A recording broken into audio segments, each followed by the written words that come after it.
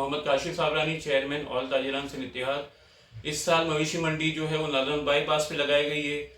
कराची के लोग बहुत ज़्यादा खौफ में हैं, इसलिए कि बहुत ज़्यादा वारदातें हो रही हैं।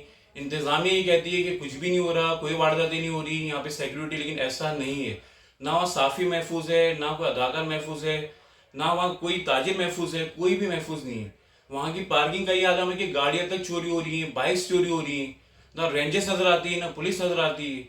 हम इंतज़ामिया से, गवर्नर सिंध साहब से मुतालबा करते हैं, कामरान टूसरी साहब से, कि खुदारा आप भी नोटिस लें, और वज़ीर सिंध साहब से, सैयद मुराद अली शाह साहब से हम गुजारिश करते हैं, उनसे भी मुतालबा करते हैं कि कराची के लोगों का खौफ ख़त्म करें।